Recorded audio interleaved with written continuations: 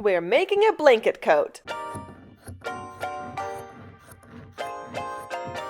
I have a dilemma, and it's an age-old dilemma.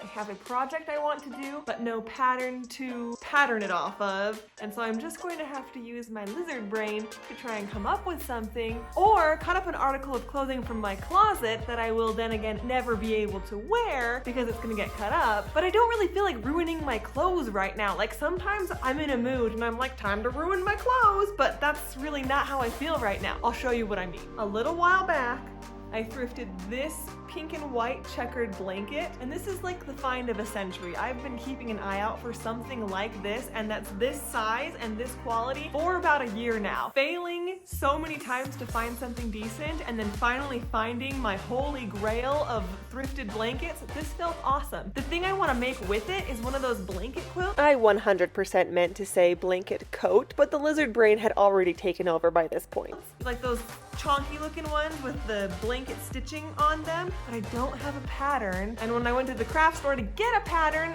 they didn't have one. Probably because everybody's making these. I get it, honestly, I do. So what I do have is this bougie monogrammed bathrobe that I got from Costco. I did that, it's kinda nice. And so I think I'm gonna try and use this as a pattern, but I'm really nervous that I'm gonna accidentally cut into it. And this is one of my favorite things that I own because it's monogrammed and it's plushy, and what's not to love about that? I'm a simple gal. I want simple things, but at the same time to be bougie. And that's a hard line to walk, so we just gotta get going.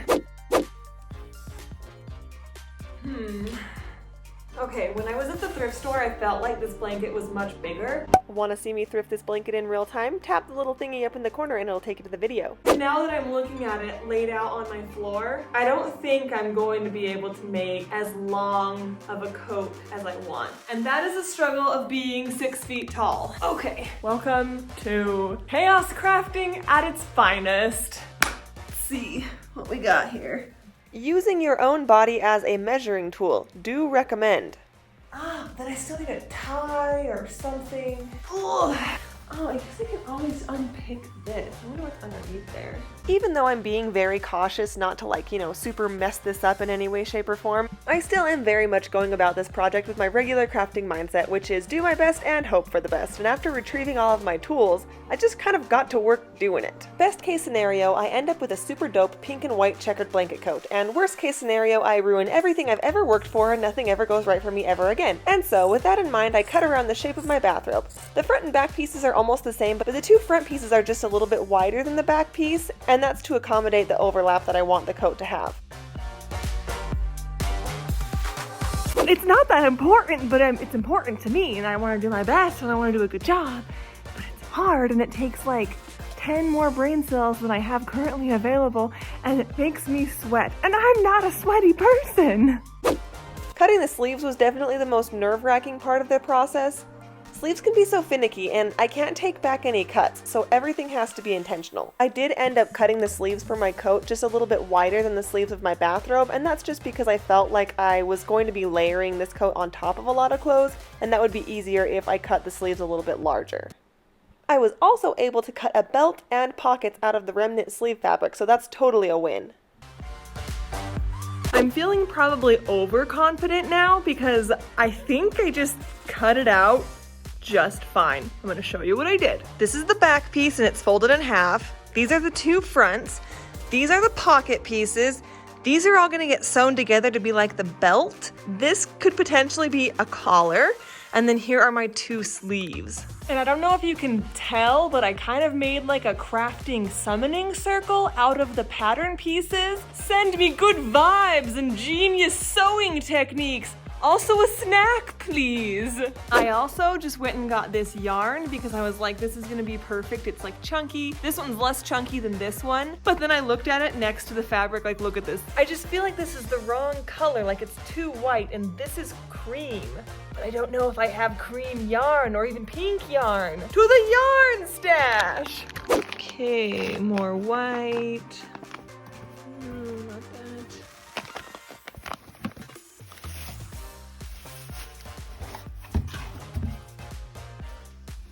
Reclining. Okay, this is what I have. I have this taupey color that might be a really good match. I have black if I wanted to do high contrast, and I still have these white ones, but like looking at this one, I think because these colors are already so high contrast, I should just make this match maybe and not go for that one. I do like this yarn though. Oh, I don't know. The decision-making process is where I usually get stopped. What do you think? The one that looks like a reindeer butt. It does look like a reindeer butt. My sister came over to hang out and talk about life, and she helped me pick out the color of yarn that I would eventually use to do the blanket stitching around the perimeter of the coat. But until then, I still needed to unpick the ribbon binding from a few of my cut pieces. This process is pretty fast, but it's also kind of annoying, so I would recommend either having your sister come over and chat with you or watch a movie. It's getting dark, it's almost movie time, I just need to stitch this together on my sewing machine so that I can take it downstairs and hand stitch it with the cute little blanket stitch while I watch the movie. In general, I work well under pressure, but because I was trying to work under pressure, be fast, and I was tired, I kept making really small, dumb mistakes. I almost just stitched this on, like totally wrong. So this side looks fine, I've got everything right, but this side, my armhole is on right here when it should be over here. So I gotta turn this around the other way. I totally fixed it. We're good here, we're good here. Let's stitch these seams.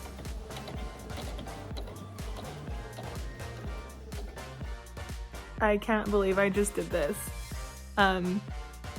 It just ripped. Like, there was no saving this. Why can't anything ever be easy? Listen, it's not that this project isn't easy, because it totally is, but I felt very hungry, very tired, and was kind of overwhelmed by the pressure I was putting on myself to finish the project quickly. Every time I felt myself questioning my next move, I turned to the almighty TikTok, specifically an account called Anne Aaron. She made a video forever ago of her making a blanket coat, and that's kind of why I wanted to make one too. She has a step-by-step TikTok that shows you exactly how to make one, and it's only like 1 minute long. So if you're interested, that's a great resource. I'll link the TikTok in the video caption below. Full disclosure, I did not finish the coat in one night, and the next morning I got up and worked out because my chronic pain has been so much better ever since I started moving my body more regularly. So this quick segment is really just me giving myself some accountability and a theoretical pat on the back. Good job, me. I was feeling very ambitious yesterday, thinking I could finish that whole coat in like 2 hours. What's that other word for ambitious? Delusional. I was delusional for thinking I could finish the entire coat in a matter of hours, because it got really dark, and then I was like, it's dinner time, so I made dinner, and then I was sitting on the couch and I was like, do I really want to go get all my stuff, or do I just want to watch a movie? So I just watched a movie, and there's nothing wrong with that. There's no shame in putting your projects off for one more day. It's fine. But I am going to work on it more today, and it snowed again last night. It's been so cold in my house, so I got my tiny little heater, and I'm about to turn it on, and then everything will be perfect. And hopefully it's not just gonna be so cold. I have chronic pain, and when I get really cold for like too long, my body just like aches. So we're gonna try and warm up, try and keep going, and hopefully very soon I will show you what the thingy looks like, and then I can actually wear it. I got to work on the coat, picking up where I left off. I finished sewing the pockets and then moved on to the sleeves, double and triple checking that everything is facing the correct way and that everything is where it's supposed to fit. Setting the sleeves in was kind of tricky because the first time I pinned them in, I set them in backwards. But I hadn't sewed them in yet, so I just unpinned them and then pinned them in the correct way. As a side note, I double stitched every seam because the night before I had a seam rip completely away from where I had sewn it, so in an effort to avoid that from happening again, I reinforced each seam twice. That meant it would take twice as long to sew, but in the long run I'd rather have a coat that is structurally sound instead of one that would kind of fall apart when the wind blew a little too hard. Ultimately, I'm really glad I didn't try and finish this coat the night before, because I feel like it would have taken me even longer, and I felt like I was just going to keep making simple mistakes and tripping myself up on it. Right now I feel much more awake and aware of what I'm doing in comparison to last night. I rounded off the corners of the lapels, and that kind of gave the coat more the look that I was going for. I also pinned the collar on while the coat was still on my dress form. You don't have to have a dress form for this part, but I won't lie to you all. Having a dress form makes a lot of sewing projects much easier. I've had this dress form for almost 10 years now. I bought it at Joann's for like 60% off. I think I used a coupon. It's definitely not the best, but it is better than nothing. This is the first time I tried the coat on while it was kind of like all sewed together, and I could definitely see my vision starting to come to life. Like when I tied the little belt around my waist, I was like, oh, okay, this is it. We've kind of done it. I just have to do a few more little finishing touches and that's pretty much it. And by small details, I pretty much just mean a couple of belt loops, which was kind of perfect because I definitely did not have a ton of fabric left over. Like, I really truly used the entire blanket to make one coat. There's almost nothing left of the blanket. I'm kind of to the point with this project where I'm just looking for any loose strings that still need to be clipped off, and like any strings I can just kind of easily pick off of the fabric. Something I'm really glad that I did is I washed this blanket before I started working on it, and it washed really, really well. I wouldn't have turned this blanket into a coat if it had gotten destroyed in the washing machine. Like, maybe it was I don't know, a hand wash only item and then I just destroyed it. Like, if it had fallen apart in the washing, I wouldn't have turned it into a coat. But it held up pretty well. And the best part is that it smells amazing. If you're not washing your thrifted and secondhand fabrics, clothing, items that you're getting from thrift stores and secondhand shops, start washing them, because you don't know where these things have been. I mean, you don't know whose house these came from, and I know the thrift shops work hard to keep things clean, but as a precautionary measure, I do think it's always best to just wash your fabrics, wash your clothes, wash your secondhand items before you start using them. And in this case, I just am really enjoying that fresh, clean scent. Every time I turn something over, it's that's very, very nice. My laundry smells really good. I'm just gonna quickly show you how I did the actual blanket stitch. So I have a little bit of fabric left over, one of these quilter needles that aren't really super sharp, but they're sharp enough to poke through the fabric, and some yarn. I like to thread my needle so that there's a loop at the end. That way I can just start the blanket stitch and I can just loop my needle through the loop. But basically, you just kind of poke the needle through one side and then pull the yarn through. Then you just go under that stitch with your needle and pull it through again. And I've said it before and I'll say it again, but these videos are not tutorials. It's just me sharing my process. If you learn anything from watching me, that's on you.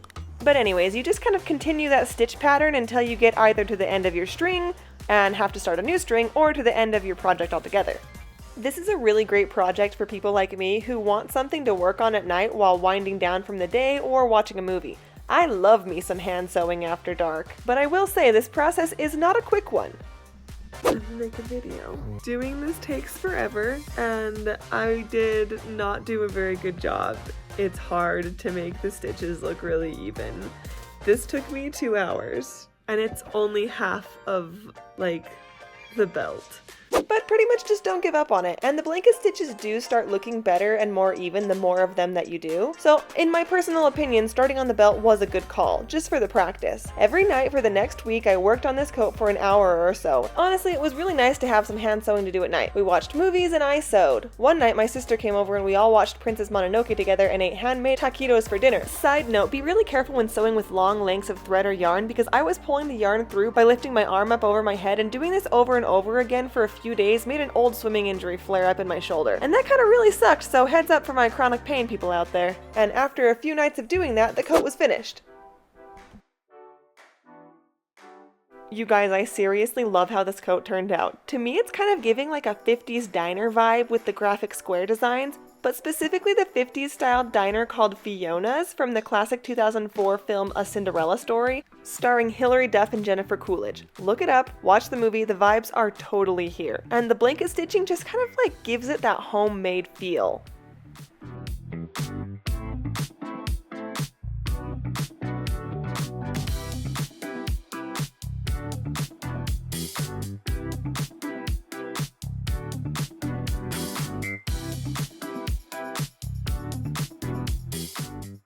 I always film behind the scenes footage of my photo shoots, but I almost never share it with you guys, so here, have some BTS. Also, these white boots are my fashion nemesis. I love the way they look, but they are definitely out to get me. Anyways, I like to keep moving during photo shoots. I have a few poses in mind before we start taking pictures, but a lot of the time I just kind of start moving and the outfit kind of guides the posing. Big shout out to my photographer who is also my husband. He's pretty great and is always up for whatever I have planned. And as a person whose brain literally never stops planning stuff or thinking of new ideas, he is a real trooper and I'm super grateful for him.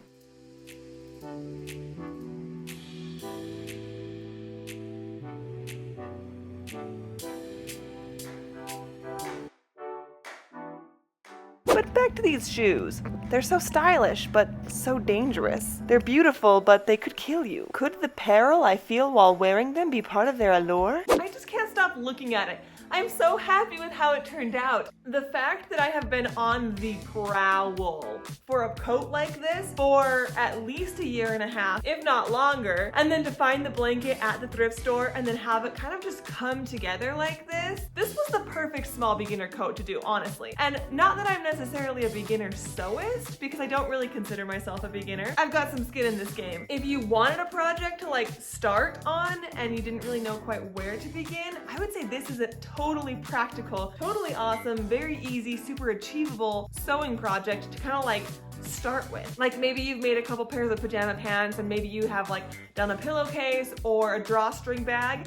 If you can do one of those things, you can make this coat. Maybe find a pattern that's like similar to a coat like this, but honestly, cutting it out around my bathrobe was easier than I ever expected it to be. For the most part, this worked. I am overjoyed with the end result. It's perfect for my pink era. It's not the warmest coat in the world, so hopefully like as spring starts to roll out, this is definitely the coat that I'm going to reach for just to have another layer on top of me. If I was going to elevate this look, I think what I would do next time is instead of doubling up the yarn, I would just buy really chunky, thicker yarn to do the blanket stitch with. Thank you so much for watching. I really hope you guys are enjoying these videos because I am loving making them. It's literally like a little dream come true for me to actually like have people to engage with and talk about my special interest, which is just sewing, you know, like it makes me really, really happy. Remember to like and subscribe. More videos are on their way soon, and in this house we craft in pajamas. Clippity clop, clippity clop. Because I thrifted these shoes and they feel like they're just gonna break if I put my weight on the heel. It's fine.